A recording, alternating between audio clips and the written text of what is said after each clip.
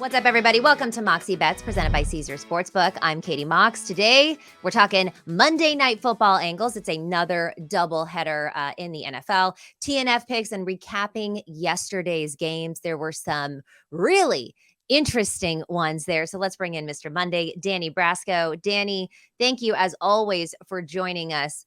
What a wild Sunday yesterday was. Yeah, I was watching Red Zone, and the announcer goes, "Man, all these games are kind of boring. A lot of two-score games. That's not going to stay the same as we enter the fourth quarter here." And every single game we were watching came down to the wire, except the Dolphins game, Katie. Oh my God. Okay, yeah. First of all, let's talk about that first. 70-20. Let me just walk you through some of these stats from Monday. It was the fourth 70-point game in NFL history, including the postseason. It was the first 70-point game since Washington scored 72 versus the Giants in 1966. The second most yards in an NFL game in history, 726 yards. It's at a franchise record, of course, with 350 rush yards. The first team in NFL history with 5 passing touchdowns and 5 rushing touchdowns in a single game. It's a second team in NFL history with multiple players with 4 touchdowns in a single game. Like, okay, are the Dolphins this good or are the Broncos that bad? I kind of think it's both. That both things can be true. By the way, Katie, they're +2.5 dogs going into to Buffalo this upcoming Sunday. So very interesting look here. A lot different environment. And you never want to put too much stock in one game. No. But holy smokes, they laid the beat down on the Broncos. Yeah, the Broncos are looking tremendously shaky. The Sean Payton improvements have not come yet, and they might have another terrible season. But man, the Dolphins, I think, are proving us that offense is truly the best in the NFL. And while their defense, I'm not ready to crown them kings of the league yet because there's plenty of question marks on the defense. Yeah. If you can't put up a number with them on offense, you're just going to lose the game, right? I mean, they might just be able to outscore everybody straight up. So they look really dangerous. They look really dangerous, but you know what? They looked really dangerous at the beginning of last season too. So It's like, it's one of those teams where it's like they have these crazy splashy moments. And then I don't know that it's sustainable all season long. So I am highly impressed by them, but I'm not putting too much stock in that because I really just think that the Broncos are absolutely like really, really awful. And it's just so poetic, I guess, that Sean Payton came out and said that it was the worst coaching ever with Nathaniel Hackett last year. And then you're like, was it? I don't know. He didn't get beat by. And then you get a 70-piece dropped on you. Yeah. You know what really irritated me about this game, too, is that I had Russell Wilson over 1.5 passing touchdowns, had one in the beginning, and then he had two more that were called back. Both of those, when they're called back on not BS, but holding calls and stuff. And I'm like, that should have cashed. And then, of course, he never got a second passing touchdown for the rest of the game. And he almost hit it twice. So that was annoying. But this defense for the Broncos is even more troubling than I think the offense is, because the offense, again, could have had 2 touchdowns there that got pulled back. They ended up getting 20. But it was just ugly. It was just absolutely ugly. And I don't know how the Broncos respond to this one. But let's talk about a really fun game.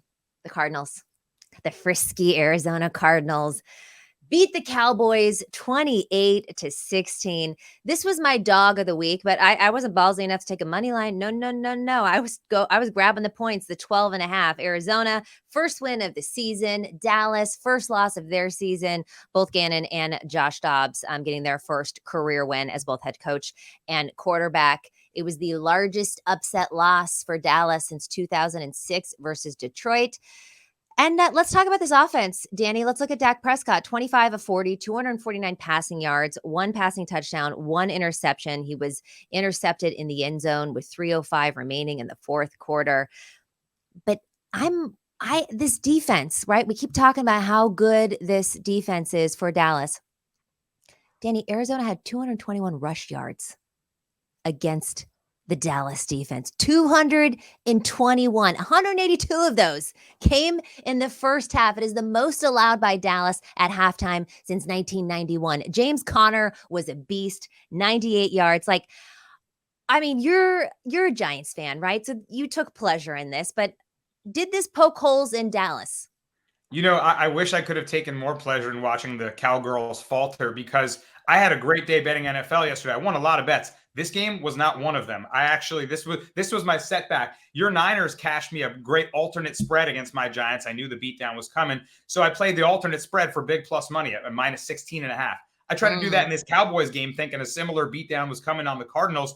No siree. They win outright as huge plus 12.5 dogs. And you're absolutely right. We're questioning that Cowboys offense just as much as the defense now. I mean, my prediction was way off here. I thought at the line of scrimmage on the defensive line, the Cowboys D-line was just going to bully the Cardinals. And that did not happen. Cardinals played so scrappy. The secondary was playing scrappy. They were sticking their guys. CeeDee Lamb had trouble getting separation all day. Like, I was pretty impressed with how scrappy this Cardinals defense played. Remember that speech that head coach Jonathan Gannon gave? That we all didn't motivate anybody. Yeah. Did you take the Bucs here? Do you have fire in your gut? Didn't people were saying couldn't run through a sheet of paper with that speech. However, it looked like they were playing with fire in their gut. I mean, look at that. Like that was really impressive to me. So, it's one game, and I think the Cowboys just threw up a goose egg of a performance, really. But Dak throwing that pick in the end zone with their chance to come back, it was just a bad. It was Tony Pollard just running into walls, couldn't get going. I was really wondering where that flashy offense went more than anything, even more than the defensive lapse. So weird performance from the Cowboys. You look to see how they rebound. Yeah, to your point, every good team lays a stinker, right? And if this is their stinker, then fine. But I do think that they're not as good as they looked through the first 2 weeks when they were going against the Jets and the Giants. Now, the Giants are a better team than they put forth in that first. Yeah, I mean, I don't know. I don't know. Jury's out on that. Well, their defense certainly got better. They gave Brock Purdy all that he could pretty much handle, blitzed him into oblivion at that point. But I mean, they just got so lucky with turnovers, and that didn't happen in this game. And then if you're not getting those turnovers, what are you doing here? And you think James Conner, 98 yards, what do you think Christian McCaffrey's going to do to you? They got a lot to clean up. But another one, Vikings lose their third straight. The Chargers get their first win, 28-24. Danny, the Vikings out-chargered the Chargers at this point. I mean, that's kind of the only way. What I find most interesting is that you and I, and, I guess everybody else in the world kept saying that the Vikings are absolute frauds last season, winning all of those single score games. This is the first time they've lost 3 games that all by 1 score since. So it's completely flipped to which we knew that it would. We've all been saying win regression, but I kind of didn't think that they would lose the first 3 by a single score. Yeah, I mean, it's just math, though, right? You can say the term regression, but you win all these one-score games, you flip the coin, and it lands on your side. It's going to land against your side a few times. And we talked about last season, Pythagorean index. It measures a composite measure of luck and how lucky a team has been. The Vikings were one of the luckiest teams. Quickly, they're becoming one of the unluckiest teams. And I told people that were smart enough to listen to me yesterday, if you want to bet on this Chargers-Vikings game, go ahead and play a game of Russian roulette because anything is liable to happen. And sure enough, lead changes back and forth. The Chargers look like they're going to win. And the Vikings, all of a sudden, with a chance to take the game on the goal line, and they throw an interception in the end zone. So literally, you couldn't have predicted anything that was going to happen in this game. And as you said it, they got out-chargered. They out-snake-bit the snake-bit team. And that's how it goes for Kirk Cousins and the Vikings. 0-3 start, and we knew that they were going to have a tough year. And, well, here it begins. Well, and it's just so interesting too. And this is the same thing with the Chargers. When you look at Justin Herbert or Kirk Cousins was 32 of 50, 367 pass yards, 3 passing touchdowns, 1 interception. Justin Jefferson, 7 receptions, 149 receiving yards, a touchdown, and they still can't win. How? Make it make sense. There's a video. We knew there were going to be video game stats in here, and nobody could pick a winner. So hopefully you won some player props, or your fantasy lineups did well with players in this game because nothing was predictable. And sure enough, the luck keeps running out on the Vikings this year. It does. All right, let's talk about the most exciting thing in the NFL right now, and it is Taysom. That is what I've nicknamed them: Taylor Swift and Travis Kelce. Taysom. I absolutely love it. Chiefs, no big surprise here, beat the Bears 41-10. They were up 31, I think, at the half. Yeah.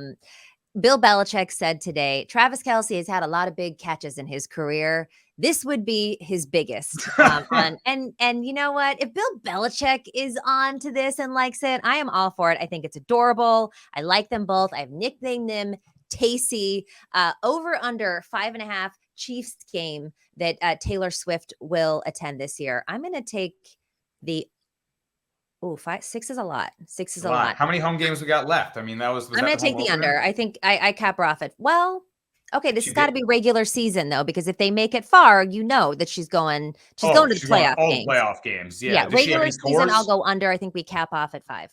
There you go. It's a good handicap. Does she have any tours coming up? Look at her schedule. We got to play that in the handicap. What are the odds? We got to line shop some. I like that you're setting odds on that. It is great to see. Like, I can't remember the last time I heard Bill Belichick comment on anything in pop culture. So if he's talking about America's favorite relationship that's budding before our eyes, then of course we are too. And the second I saw Taylor Swift in the booth with the Kelce family, I went to go at live anytime touchdown score odds.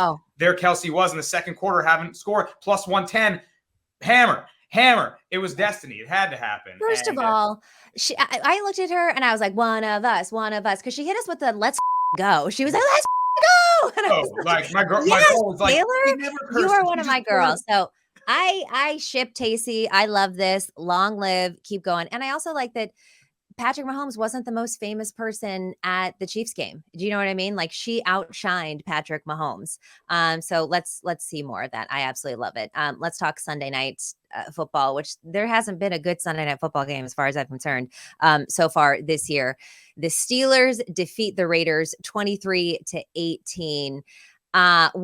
Two questions here. Can you trust Kenny Pickett at this point? I'm not so sure. And also, WTF, Josh McDaniels, what are you doing? Since the 2-point conversion was adopted in 1994, the Raiders are the only NFL team to attempt a field goal in the last 3 minutes of the fourth quarter when down by exactly 8 points with less than 5 yards to go for a first down.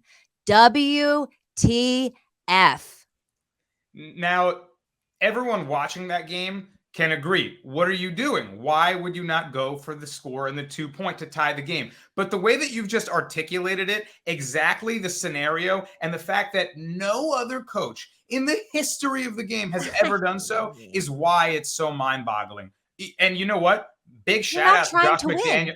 Huge shout out to him for me, because I had a whole lot of money on the under and the live under, and that decision cashed it for all of us. So thank you, Josh. Maybe he was riding with me on that one. But yeah, I don't get it. Weird call. And it just goes into the column of parallel universe moments in the NFL when you just are beside yourself. You're just not trying to win.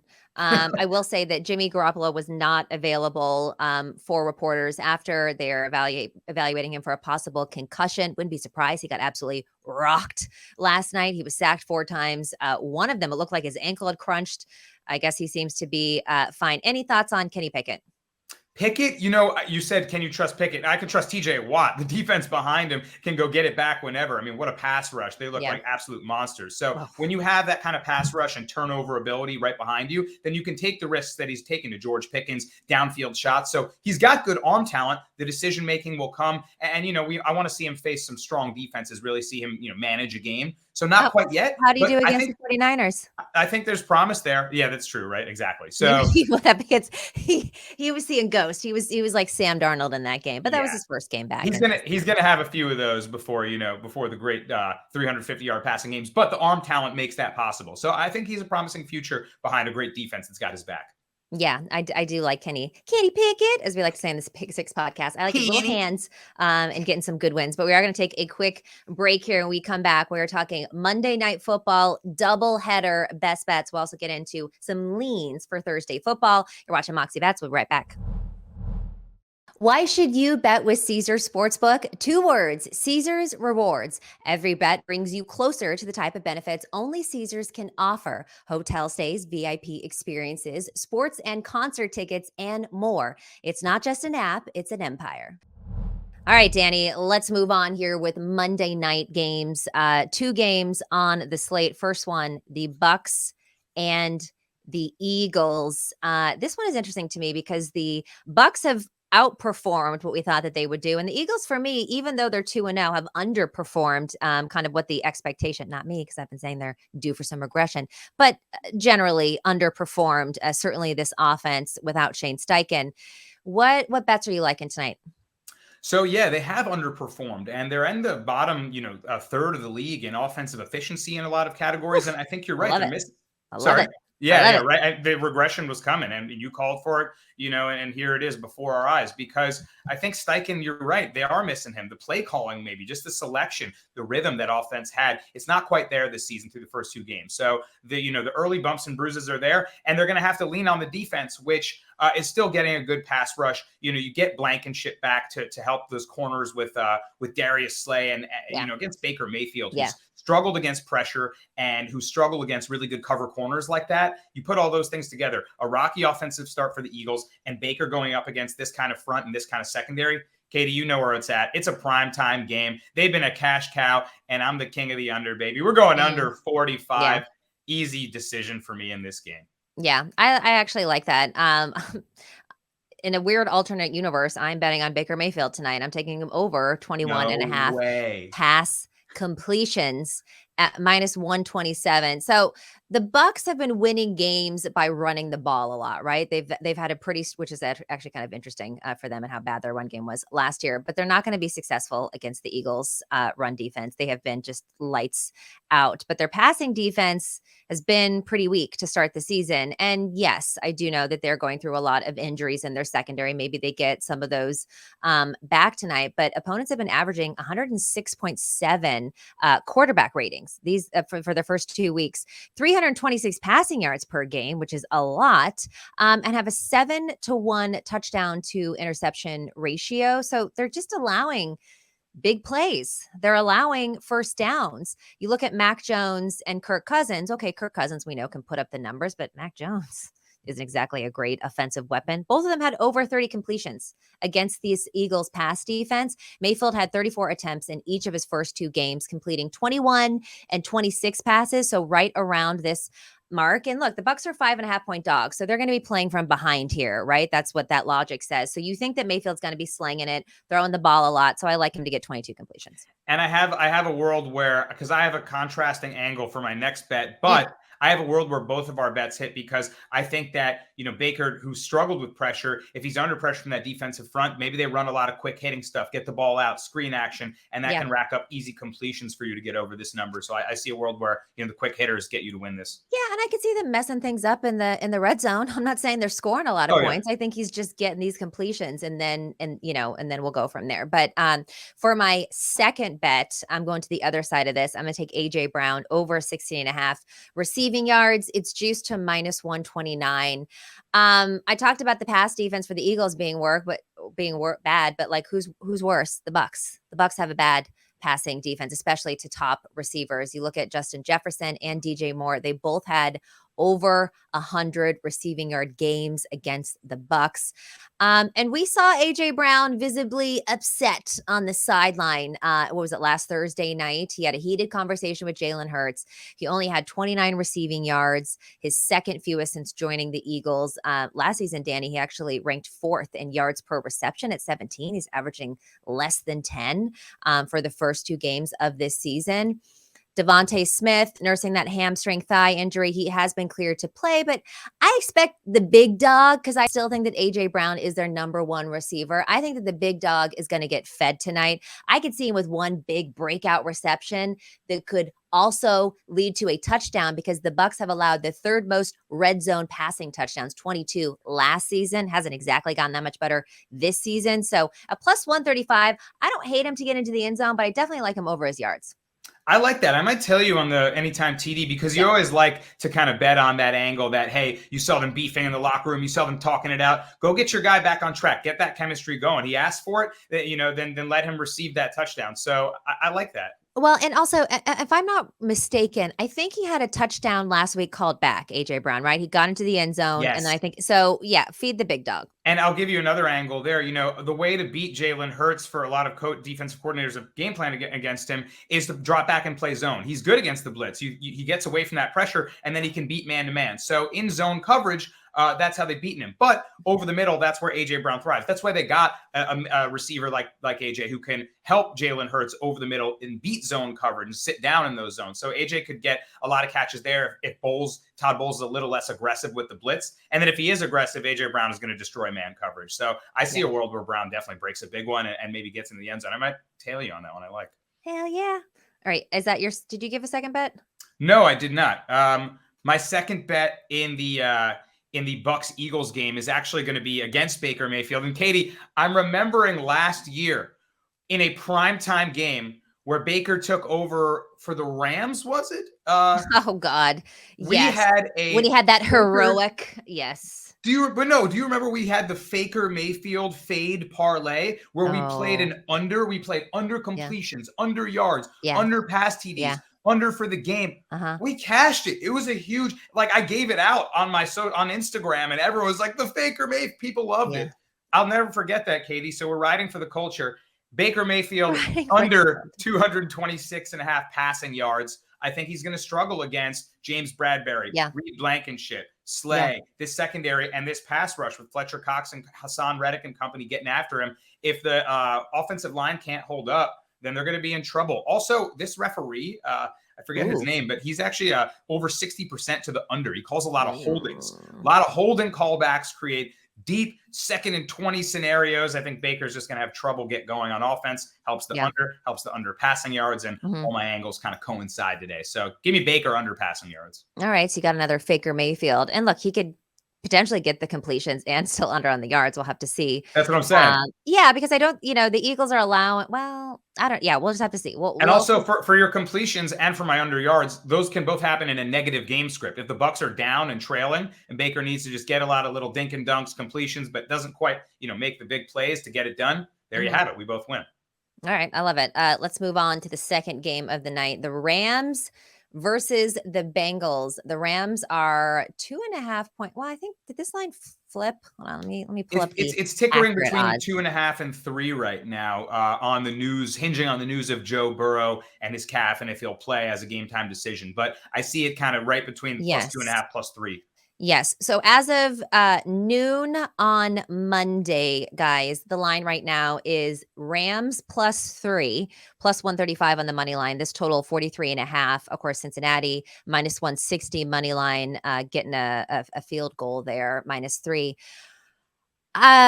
Look, again, we don't know what the status is of Joe Burrow, but I'm going to go ahead and work off of that Joe Burrow is not playing today. So I'm going to take Rams money line plus this 135. It's purely based on the fact that I don't think that he's playing. And I'm sure we've all seen at this point that golf cart ride that Joe Burrow did with the owner of the Cincinnati Bengals. He picks him up.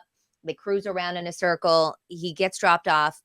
Joe Burrow is visibly upset there, doesn't shake his hand, doesn't whatever, gets up and he's mad. I think what he was saying is, we're going to sit you until you're healthy because that's how important you are to this franchise. And of course, that's not what any quarterback wants to hear. You can't risk Joe Burrow this early on in the season. So I think that he's sitting tonight, and Stafford has been dealing. You know how much that pains me to say. I don't like saying good things about Matt Stafford, but he's been dealing, and the Rams rookies look awesome. I think we all thought that the Rams were going to take not a step back because they didn't really step forward last year, but they were kind of remain a little bit of the same. I love this Puka Nacua. I love him. I mean, what a stud. 35 targets through the first 2 games. He has yet to score a touchdown. He's got 25 interceptions. He leads the league in receptions so far. So I actually like Puka to get an anytime touchdown as well. Those are my 2 bets for this. What are you looking at?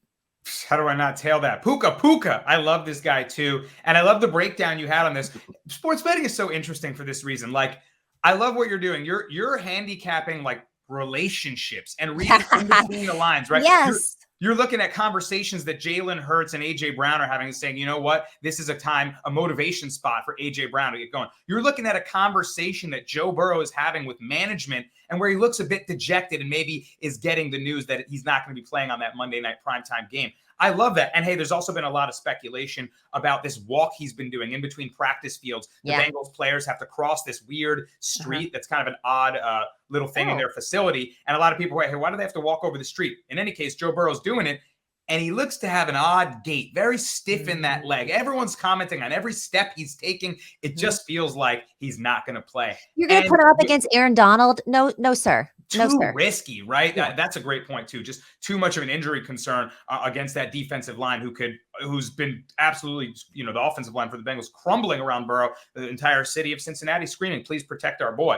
So we'll say he's not playing, and I'll say I agree with you. Rams money line it is. Because if he's not, we're getting a gift right now, and that spread is drastically going to change when Jake Browning is announced as the starter. Jake Browning is a very average, very mid backup. And Aaron Donald and company are still getting a good pass rush. Yeah, while the Rams have still plenty of holes in this defense, we just saw them give everything that they could to the Niners, near division rival. I mean, that was a really good game. Yeah. Sean McVay has a lot more on offense than a Jake Browning-led Bengals team. And look, Katie, again, I hope people are watching preseason shows because a lot of our predictions are starting to come true.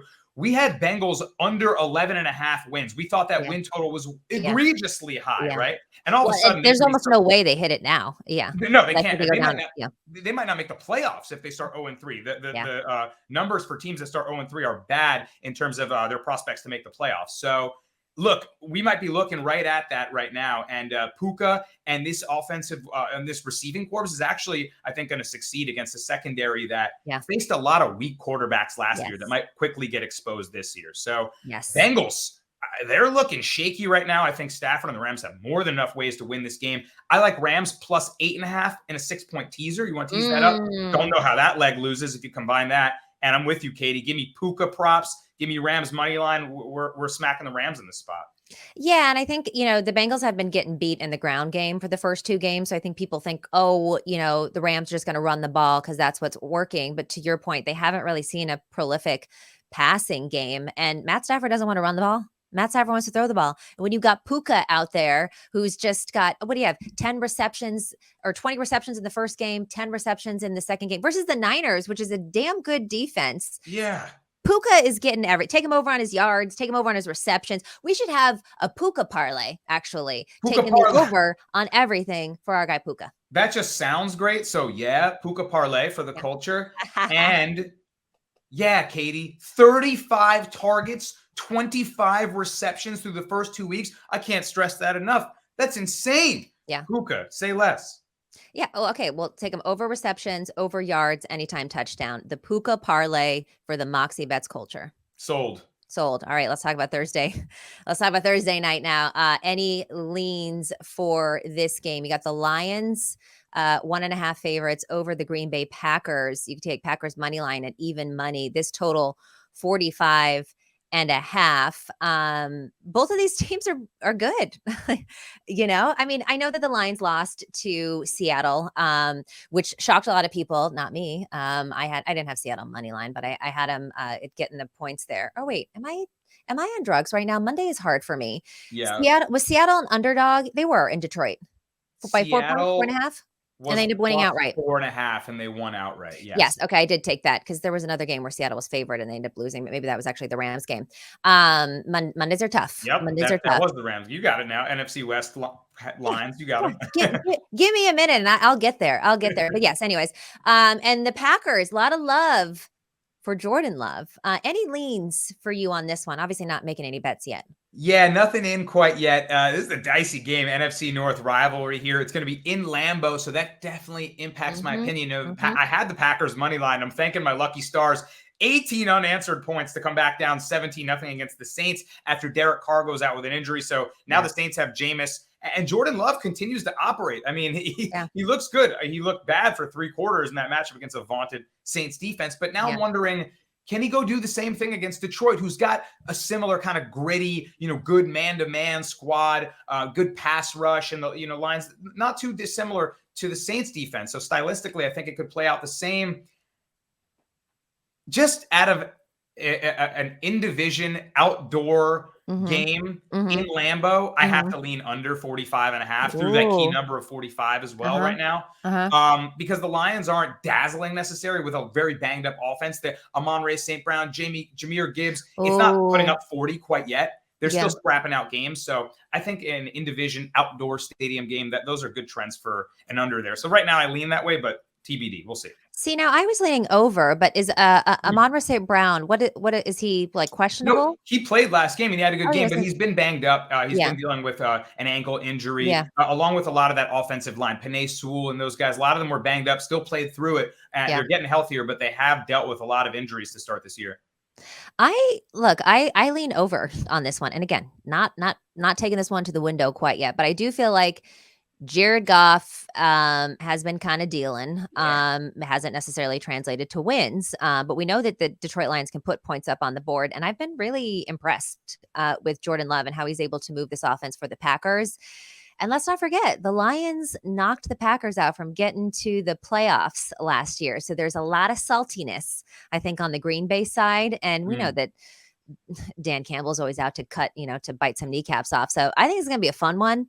And I always want to root for points, but who knows? We'll see how these injury reports look moving forward. Isn't that funny? I always want to root for points. I feel the exact opposite. I love watching them. Absolute Yeah. mud fight. Yeah, you're like a Scrooge for points. King of the under. Tell me, Humbug. bah, humbug, king of the under. Tell me this, though, Katie. Is it not equally a thrill to watch Josh McDaniels decide to go for a field goal to cash your under instead of go for it? Well, that was just, and I work Sunday mornings, and so I'm like real tired, but I was like, let me just watch the last couple of minutes of this game because I'm still a Jimmy Garoppolo gal. I will say, man, Jimmy, it's like now that he's no longer on my team, I'm never going to take him down. He's my guy. I love him. But those hospital balls that he throws, I mean, Devontae Adams almost got killed at one point last night. And he has these moments of brilliance. And then he has these, Jimmy, baby, what is he doing moments where you're like, where are you throwing? What are you doing? And he throws into this crazy tight coverage. He almost gets his receivers killed. He got rocked last night. I am so happy that we've got Brock Purdy. And I think everything makes sense, but I still wish Jimmy well. But also, you know what? I will say one thing about last night's game. Danny, I don't know if you watched it when they were talking about Jimmy Garoppolo's brothers, and they said the pizza is better in Las Vegas. I lost my mind. Than it is in the Bay Area. Now, I will say, he did not live in San Francisco. In San Francisco, there is authentic Italian food. I got some puppy dreams. I don't know if you can hear it going on. She's probably mad about the pizza as well, but San Francisco has real authentic pizza. You start getting into like San Jose area, it's like a bunch of chain restaurants, right? There's like the PF Chang's and the BJ's and the whatever everywhere. Now, he lived in Los Altos Hills. I know because my friend was his landlord. My friend's mother was his landlord.